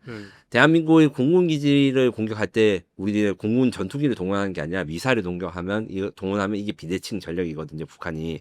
이 비대칭 전력의 효율성을 입증합니다. 항상 비대칭 전력은 당연하게 1대1로 붙는 게 아니기 때문에 성공 가능성이 희박하고 효용성에 대해서 항상 의문을 가질 수가 있어요. 근데 저비용 FPV 드론으로 이런 엄청나게 비싼 고가치 자산을 타격하는데 성공했기 때문에 인터넷에는 그래서 우크라이나 항공모함은 그 수송 트레일러다 이렇게 밈이 살고 실제로 이런 것들이 현실화될 경우에 아주 기존의 무기 체계들은 성능이 떨어지거나 뭐 문제가 생긴 것도 아닌데 가격이 너무 비싸기 때문에 퇴출될 수도 있는 그런 상황에 있다 이렇게 말씀드릴 수 있고 러시아 후방의 취약성 노출 러시아는 너무 후방에 있기 때문에 제대로 된 방어 시설이라든가 기지가 없는데 이제 앞으로 투자를 할 수밖에 없습니다. 그러면 전쟁 비용이 올라가고 전방 그러니까 러시아와 우크라이나 직접 전선에 들어가야 되는 전투 비용이 줄어들고 사람도 줄어들겠죠. 하다못해 예비군들을 동원해가지고 저 공군기지에서 드론 날라오는지 감시라도 해야 될 거 아닙니까? 그 인원들이 이제 원래는 전선에 투입돼야 되는데 그러면 전선에 투입되는 러시아군 병력이 줄어들면 우크라이나의 약세가 좀 더 줄어들 수 있다. 그리고 심리적으로 타격이 되는 게 결국에는 이제 러시아가 다시 전 세계가 예상하지 못했고 러시아는 특히 예상하지 못했기 때문에 예상하지 못했던 이 작전이 타겟된 건 푸틴 입장에서는 군사 실무자들은 무능을 저지르는 것이고 신뢰가 또 깎이게 됩니다. 같은 작전을 군사 작전 이걸 해야 된다 저걸 해야 된다 하면 의심부터 생기고 그 스탈린이 그런 거 잘했지 않습니까? 아유, 히틀러랑. 그리고 이제 북의 김정은도 사실 좀 그런 스타일인 것 같아요. 제가 보기에는. 네. 그렇기 때문에 불안감 조성이 결국 전투 효율 그러니까 지휘 통제에서 문제를 일으킬 것이고 마지막으로 창의적으로 했기 때문에 이 폭발물 확보했던 거에 좀 의문이 남지만 그래도 우크라이나가 적의 자원을 활용해가지고 이런 공격을 했다. 이거 자체는 사실로 보이고 앞으로 이런 혁신적 전술이 많이 할수록 그러니까 이제 돈과 군사력으로 하는 게 아니라 아이디어가 전쟁을 지배할 수도 있는 가능성이 있다고는 말씀드릴 수 있습니다. 근데 이게 또 중국이 연루가 되었다는 또 설도 있다면서요? 앞서 말씀드렸듯이 지금 현지에서 물건을 조달했을 가능성이 많이 제기되고 있어요. 특히 FPV 드론 같은 경우에는 지금 여기서 볼 때 창고에 이 드론이 쌓여 있으면 러시아 경찰 입장에서는 처음에 원래는 무슨 생각을 하느냐? 이거 전선에 보낼 거구나. 왜냐하면 이제 러시아에서 지금 유행하고 있거나 지금도 계속되는 게 시민들이 성금을 모아가지고 전선의 군인들한테 드론을 줘요. 그리고 그런 드론들은 이제 그 중국의 알리익스프레스에서 그냥 직배송을 해가지고 러시아에 받아보거든요. 사실 우크라이나, 러시아 둘 다 중국 부품을 사용한 드론을 사용하고 있고 그래서 요 드론이 중국에서 택배가 온 것에다가 이제 우크라이나 군이 폭발물을 붙여가지고 갈 수도 있다 이런 썰이 있기 때문에 요 같은 경우에는 걸러낼 수단이 없죠. 왜 만들어졌을 때는 이게 군용이 아니었으니까 그렇기 때문에 이 앞으로 이제 검역이라든가 아니면 무역 관계 이런 것들에 대해서 좀 골칫거리가 된다. 어떻게 이런 걸 막을 수 있는 방법을 찾아내야 되는데 쉽지 않을 것이다. 이렇게 말씀드릴 수 있습니다. 기자님, 이게 우리나라 입장에서는 단순히 야, 이게 참 대단하다. 저런 아이디어가 있구나 할 게 아니고 우리는 이제 북한과 전쟁을 휴전 중이지만 전쟁 중인 국가 아닙니까? 또 요즘 중국의 부상도 있고요. 또 우리나라는 국토가 작기 때문에 정말 마음만 먹으면 저런 공격 얼마든지 할 수 있을 것 같은데 우리나라는 그럼 비행장은 지금 북한의 저런 공격이 안전한 건가요? 천만 다행인 부분과 불안한 부분이 있습니다. 일단 불안한 부분도 말하면 북한과 우리나라의 중심은 굉장히 짧고 우리나라 북한은 이제 서로 러시아랑 우크라이나처럼 말이 통하지 않습니까? 이 첩보원이 활동하기 좋은 활동인 게 사실이고 이것들을 잘 전시에 걸러내는 것이 중요한 것이 좀 위험한 요소입니다. 다만 장점도 있습니다. 이게 우크라이나 러시아 전쟁에서 이번 작전에서 러시아군이 사전에 징후를 탐색하지 못했던 두 가지 요인은 일단 드론을 이미 전시 상황이기 때문에 많이 쓰고 있기 때문에 이걸 봐도 뭐 지원을 해줄 건지 아니면 뭐 우린 그 러시아를 공격할 건지 알 수가 없는 상황이었고 야, 이런 거 너 이렇게 많이 갖고 있어 이게 의심이 안 가는 거네. 아니 성금으로 보내줄 거라고 이렇게 할 수도 있을 아. 거니까 이렇게 우크라이나가 러시아로 폭발물을 보내기 쉽어요. 이렇게 국경 경비가 지금 허술하기도 하고 혹은 러시아 내부 암시장에서도 수류탄이라든가 이런 장비들을 가질 수 있었기 때문에 네, 그래가지고 그런데 다만 이제 한국은 그런 식의 지하 경제가 아예 없고 물론 있어봤자 총이지만 폭탄을 구할 수는 없거든요. 뭐 총이야 뭐 있을 수 있지만 이런 것들 때문에 북한이 비슷한 걸 전술을 하려면 우리나라로 굉장히 들여오기 힘든 폭발물까지 북한에서 공수를 해야 된다. 여기 어렵고 반대로 이 전술을 사용한 이 벌떼 전술, 벌떼 드론 전술은 이제 휴전선 근방에서 이제 북한이 조립해서 우리 GMZ의 그 GOP나 GP에 대해서 공격 같은 건 할 가능성이 크다. 이런 스웜이라는 벌떼 공격들을 이제 만들 수 있는 영향이 북한이 있을 것이다. 이렇게 있고 또 민간 인프라를 활용해서 군사적 타격을 하는 역사상 가장 성공적인 작전이기 때문에 우리는 이제 민간 인프라를 어떻게 활용해야 될지 요게 대한 고민이 필요한데 북한의 경우에는 지금도 중국의 민간 부품을 사용한 드론을 사용해서 이제 드론 방어 훈련 같은 걸 하고 있다고 해요. 그렇기 때문에 우리가 좀 고민해야 될 것이고 반대로 저는 이 생각도 해봅니다. 이번 사건을 북한에도 활용을 해가지고 저는 어제 이게 그 군용 드론 전문가분들한테 한번 가이드를 들은 건데 요거를 역용해서 북한에 우리가 드론을 숨겨놓고 북한 핵미사일이나 아니면 중요한 기지에다가 갖다 놓은 다음에 뭐 전쟁이 징후가 있거나 아니면 뭐 꺼내 놓으면 드론을 원격으로 작동시켜서 공격할 수 있는 능력 우리가 가지고 있다. 우리도 할 수 있으니까 그렇게 해보자는 아이디어도 있긴 합니다. 근데 이게 기존의 어떤 공항이라든가 주요 군사 시설은 적의 미사일이나 적의 폭격기, 비행기, 전투기를 막는 데 초점이 맞춰져 있는데 이런 작은 정말 드론들이 막 정말 수백 대 수천 대 날라오면 이걸 다 요격을 할 수가 있나요? 예, 정확한 문제 제기고 사실은 이 사건이 벌어진 전에도 이게 문제들이 많이 있었습니다. 지금 인천공항이라든가 아니면 그 우리 뭐 용산 대통령실 근처 이런 데는 드론 방어 장비랑 드론 제머 같은 게 있는데 이미 운용되고 있으나 이게 현실적으로 좀 더 기능 발전이 필요합니다. 왜냐하면 이제 그 드론을 구별하거나 합법 드론과 불법 드론을 구별해야 되고 전쟁 나면 일단 무조건 다 떨어뜨릴 수 있는데 일단 지금은 전쟁이 안 났기 때문에 이게 확인을 해보고 부사야 되는 문제가 있어서 이런 것들에 대한 대드론 체계 구축이 정말 좀 심각하게 이야기에 돼야 되고 다행인 점은 지금 원래 우리나라 방공포병 그러니까 우리나라 대공포를 만드는 부대 그 운용하는 부대라든가 이런 데들은 드론을 대응할 수가 없었어요. 근데 드론 대응하는 무기들이 조금씩 생겨나고 지금 적용이 되고 있습니다.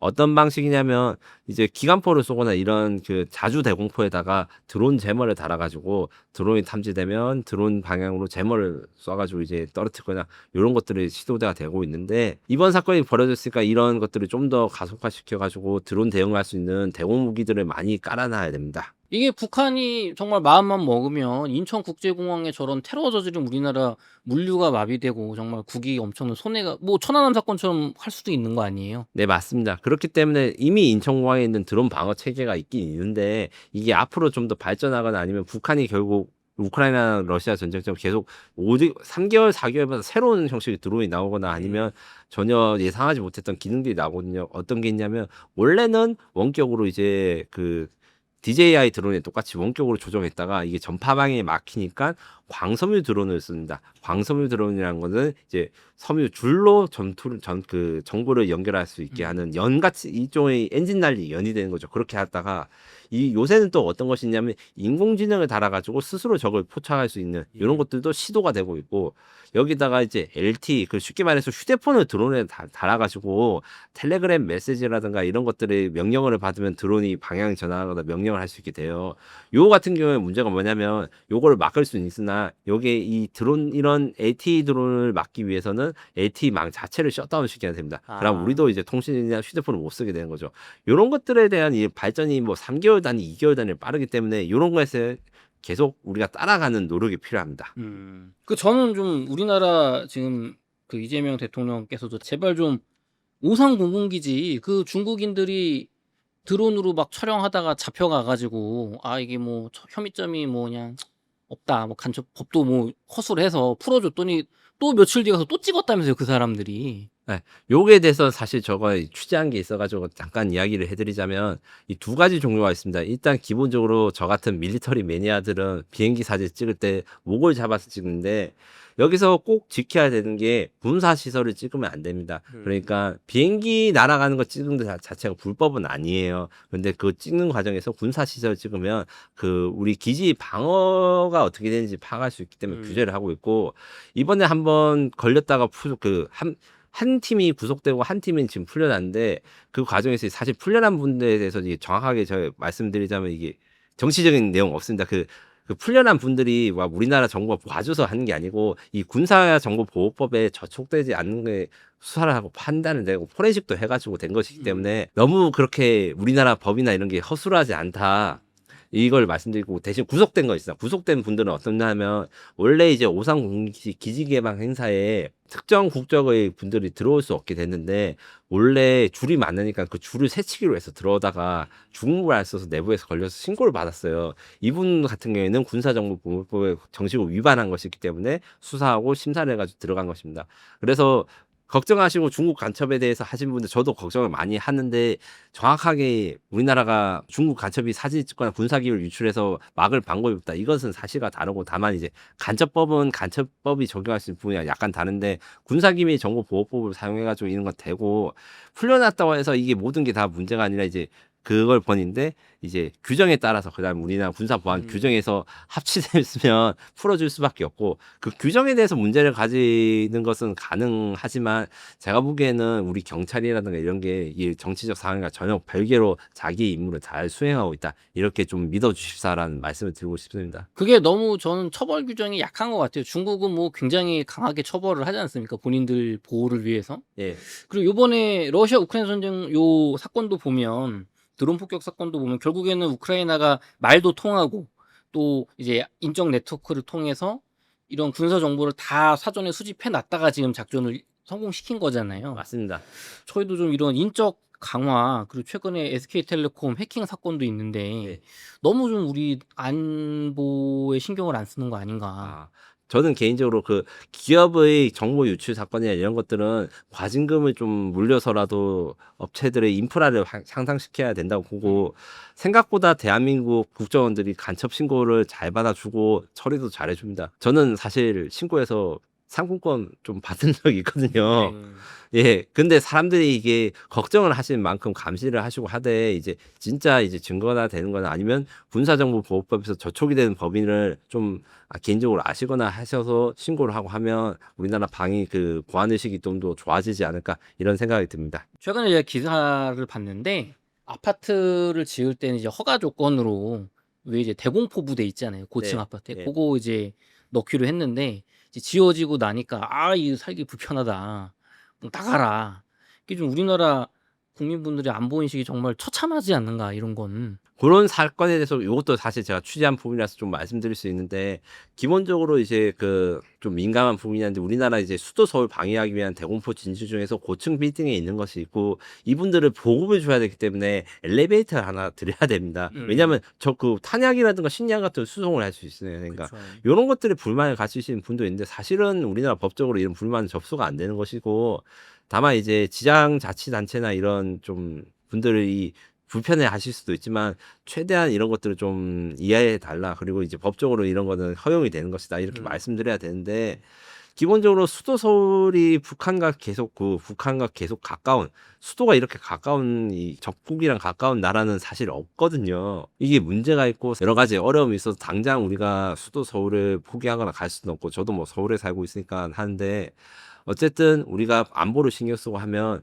우리나라의 안전이라든가 이런 걸 하기 위해서 지역이 균형적으로 개발되거나 발전돼야 된다. 그래야지 우리가 공격을 받거나 전쟁이 날 때 더 잘 대응할 수 있다. 이런 것들도 감안해 가지고 군사 정책뿐만 아니라 경제라든가 부동산도 좀 신경을 써주셨으면 한다. 이런 말씀을 한번 드리고 싶습니다.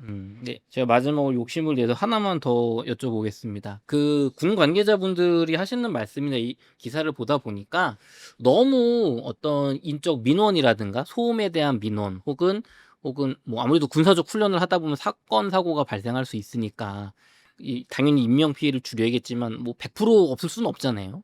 이제 그런 걸 걱정하다 보니까 군대에서 훈련도 맘대로 못 한다. 뭐 포격 훈련, 폭격 훈련 아니면 총 사격 훈련 이런 거 맘대로 못 한다. 이런 대드론 방어 훈련 같은 거 하려면은 뭐 드론도 띄워도 보고 그거 막 격추시키는 것도 해봐야 될 거 아니에요. 화약도 써보고.